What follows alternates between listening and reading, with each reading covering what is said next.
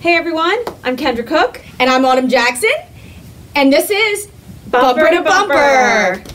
So we'd like to thank everyone who's tuned into this web series. Again, it means a lot to us. We say that every time, but it's truly true. Does. We are not lying. We were just talking today about how many views we have on each of these videos, and we're really impressed by it. Oh yeah, it's just Thank amazing. you. So thanks again. This is number 8 already, and our first for 2021. That is true. Which is exciting. Thank the Lord. We hope everyone's as excited at 2021 as we are, because we are excited. So Yes. Now remember that new episodes are available every third Friday of the month on our YouTube channel. Also, we do want to remind our viewers again that we do have our curatorial Q&A going on. And that's live every Wednesday at 2 o'clock, and we answer questions that were submitted by you guys, and you can submit those questions via email or Facebook. Yep. So please go ahead and do that. Yep, lots of great questions there. Absolutely. Learn a little bit about the museum, things in the museum, museums in general. All kinds Our of weird things. tastes and things. So it's cool. Halloween episodes, who knows what's going to happen? One never knows, and it's live. Yes. So this month here on Bumper to Bumper, we are going to talk a little bit about the history of diners and roadside restaurants. And we're going to also talk a little bit about there, before we wrap up, about the Reading Diner, which is part of our museum exhibit out there in the gallery. And I think it's really not an exaggeration to say that it might be the most popular thing in the museum, actually. Yeah. So before we get to the Reading Diner, why don't we talk a little bit about the history of diners in general and why we have them, and what can you tell us about that, Autumn? Cool. So, well, the man who's responsible for the diner concept is actually someone Kendra and I are familiar with, because we've done a lot of research on food trucks, obviously, which, sometime maybe we'll have to do an episode on that. It's very interesting for sure. But we have read about this guy before, and his name is Walter Scott. And he founded what was called the Night Owl in 1872, and it was a repurposed horse-drawn wagon that served sandwiches, coffee, pies, eggs, simple things like that to people late at night, and that was in Providence, Rhode Island. Now, so coming out only at dusk, okay, the lunch... Things get crazy. When people like Kendra and I come out. In Providence, Rhode Island of 1870s. Can you imagine? So coming out at only dusk, like I said, the lunch wagons would pick up really the business that the restaurants, the restaurants were closed. So this would pick up that late night crowd, and those type of people that were out later. So these night wagons would serve all kinds of people, even people that worked late night shifts, newspaper men and women, theater goers, or really anyone that was out and about late at night who wanted an inexpensive hot meal, because just like food trucks of today, really, it was about, being reasonably priced and things like that. So this was an inexpensive way to get a bite at the end of the night. So patrons would get their food from the cart, the wagon, and then it would sit on the curb to eat it. So that was kind of a neat experience and a new experience, definitely in the 1870s. This was a really new, cool thing. So after gaining much popularity, these lunch wagons evolved into really rolling restaurants. The early lunch cars had large wheels, okay? They had overhangs, murals, really cool lettering on the front, and they had frosted glass on them. The interiors would have just really one simple stove and an ice box inside. And into the 1900s, there were three main companies that manufactured these lunch wagons, and they were Worcester Lunch Car, Tierney, and O'Mahony. So in Worcester, Massachusetts, I had to note this, and I know we're going to throw a couple pictures up, just gorgeous lunch wagons here. I had to show you. So Worcester, Massachusetts became a hub and really the producing capital for lunch wagons at this time. And there were two people specifically, Charles Palmer and a guy named T.H. Buckley, and they received patents to build factories to turn out lunch wagons, and they really turned them out, and they shipped them all over the country. Now, the Northeast was, of course, a popular, this is where it all started there because of the Industrial Revolution and things like that. We've talked about the Northeast before. It was just a booming time up there. So these lunch cars became dining cars. Okay, so first they're lunch cars. Then they're dining cars. And then around the 20s, they just shortened it to diner. Made it a lot easier. Okay, so what I think is cool is, well, we'll talk about that in a second, but to reduce wear and tear on these, you know, diners with wheels, basically, they started taking off the wheels and permanently setting up shop along streets. Which was kind of cool, but the cool part that I was so excited about was some people began to operate these out of decommissioned trolleys and rail cars, which I just think is so cool. Inventive. Really They're inventive. resourceful people. So neat. And Yeah. and I feel like, I mean, that's kind of all coming back again now. People are into that, you know what I mean? But that was such a neat thing. I just thought that was so cool when I read that. Upcycling. Yes. And because of this upcycling, it gave diners an instantly recognizable design. Okay, so like you knew what you knew that was a diner way ahead because frankly it looked like a rail car. And it's important to remember that a lot of these diner cars were modeled after rail cars anyway because that's what people were familiar with at the time was rail cars. So Jerry O'Mahony used this design in his prefabricated designs, and the Jerry O'Mahony Dining Car Company manufactured diners from 1913 to 1956 in Elizabeth, New Jersey. And I think Kendra's going to mention some more really cool information about Jerry and his connection to our diner in a little bit in her portion. But just to wrap up mine here, a couple little tidbits here. After the First World War, diners began to cater to women, okay, a little bit. So, and that's really the time a lot of things started catering to women, quite frankly. But they started adding flower vases, wallpaper, very ornate wallpaper. They also advertised that their food was home-cooked meals, which really, I guess it was. I mean, who's to say it wasn't? So that was kind of neat. So the last thing I wanted to mention here is, and that's kind of a brief history on the diner, but I really wanted to also mention the Boyertown Diner because you have to mention that. Kendra and I are in Boyertown. I mean, you know, the museum's here in Boyertown, and I'm sure some of our viewers here are from Boyertown or perhaps familiar with it. The Boyertown Diner was located where the Lampwick condominium building is now, which is on South Reading Avenue, like going up 562. The diner operated during the 1930s and through what I believe was at least into the late 40s. It was really hard to find info on this diner. It was just a small diner in a small town. But I did have the opportunity to get some photos of the diner. And I got them from a man named Brendan Forsyth. I've known him for a couple years, and he reached out to me and mentioned that his grandmother, Fran Hefner, worked at the diner, and she worked there through the mid-30s to about 1940 or so. And we're going to pop up those images here. They're really cool. In the photos, you can see Fran behind the counter and outside the diner as well. And you'll see the similarities of that diner to our Reading diner, which again, Kendra will talk about in a few minutes.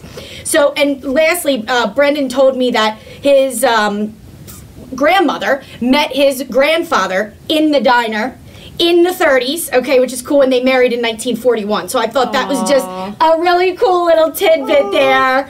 And she was a Boyertown native, grew up there and everything like that. So I'm also going to throw in a picture there here at the end real quick of her stuffed pepper recipe that made it into the Pottstown Mercury in September of 1960, because listen, in this area you like stuffed peppers, okay? Yeah.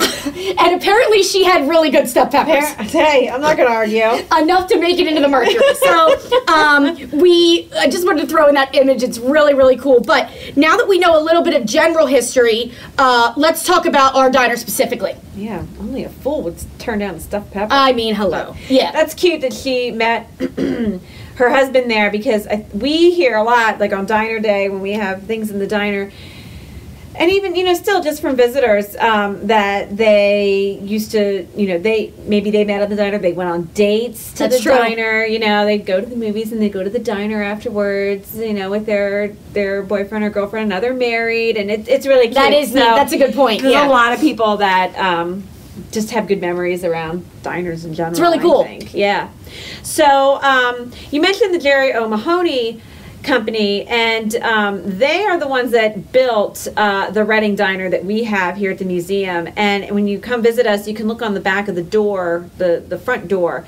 The little plaque is still there, saying the Jerry O'Mahony Company. And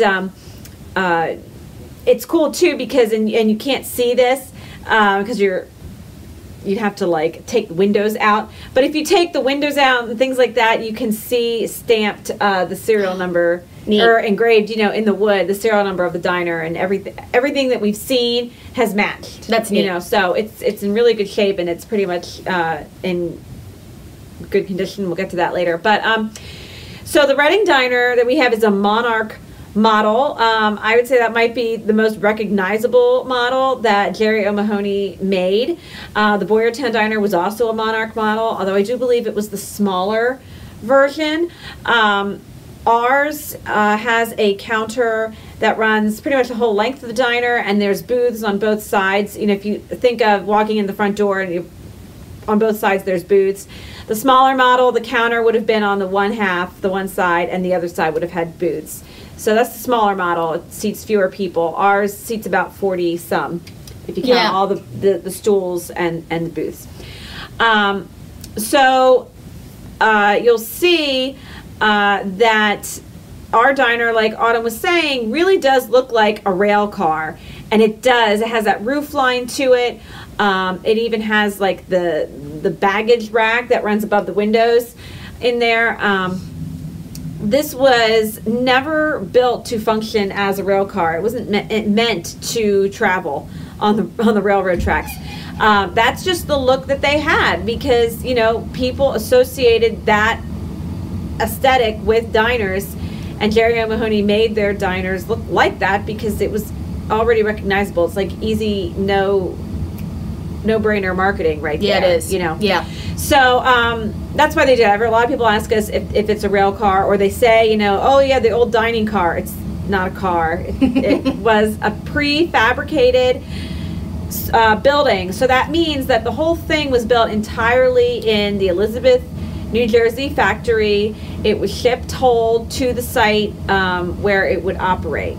So our particular diner was purchased in 1938 by Howard Fegely, and he operated as it stands in the museum now, as a freestanding restaurant from 1938 to 1950.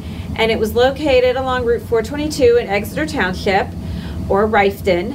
I don't think that's actually a town. I know it has its own post office, but if you're a local, you know that as Rifton. There's a lot of those in PA. It's I know. I don't know. It's this big. If you're not from Pennsylvania, I feel bad for you trying Pennsylvania history because we have town names that don't really exist officially. But in any case, it was in Exeter Township there.